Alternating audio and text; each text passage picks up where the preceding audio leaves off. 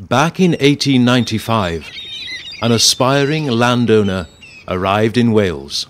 The newly formed National Trust for Places of Historic Interest or Natural Beauty acquired its first property, 4.5 acres of cliffland overlooking Barmouth and Cardigan Bay.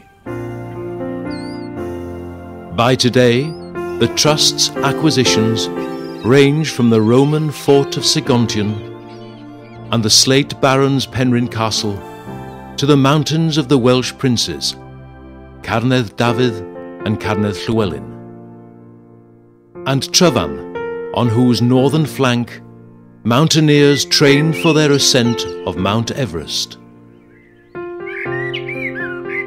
Many of our mines and quarries closed during the first half of the 20th century. But in 1919, a new organisation was set up to replenish the woodlands of Britain, felled for timber during the Great War.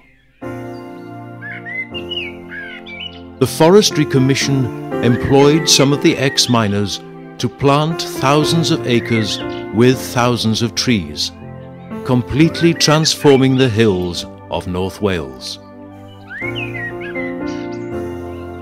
Snowdonia's lakes and rivers aren't free from interference either. Llyn Celyn, near Bala, provides water via the River Dee for Merseyside. Beneath the lake lies the ruins of a small village, drowned on the orders of Liverpool Corporation, despite loud protest from both the villagers and Welsh MPs.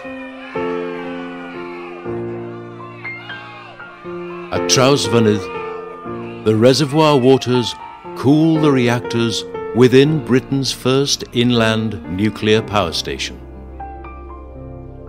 Frowned on by the Roman ghosts of Tomen y Mur in the hills above, who created heating and hot water with such ease 2,000 years ago. Nowadays, most of Snowdonia's grazing land is used for sheep farming. But in the past, rearing cattle and goats was more popular.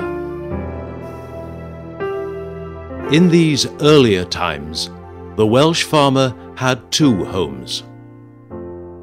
From the winter farmhouse, called the Hendre in the lowlands, the family and herds travelled in May up to their summer house, the Hafod, in the mountains.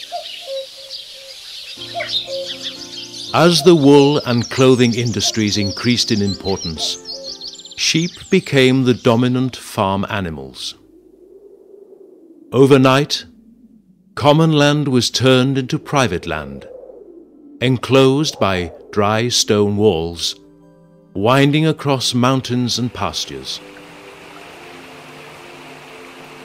On the riversides, near Penmachno and Trefrw, fulling mills were built in the 19th century, powered by water wheels, to take the rough, hand-woven cloths from the villagers and smooth them into superior woolen clothing.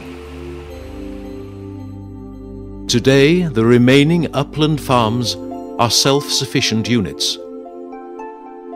Despite the harshness of Snowdonia's winters, the Welsh mountain sheep and black cattle, plus the goats and ponies whose ancestors escaped into the wild, are ideally suited to the mountainous land in which they live.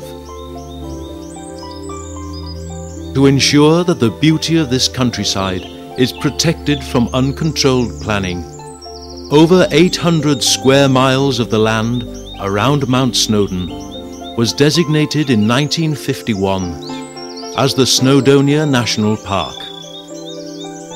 In reality, British national parks are neither nationally owned nor parkland. Much of the land is in private hands, and people live and work here as they have since the Ice Ages, taking care of y greigfa ddeniadol Cymru, this beautiful rockery of Wales.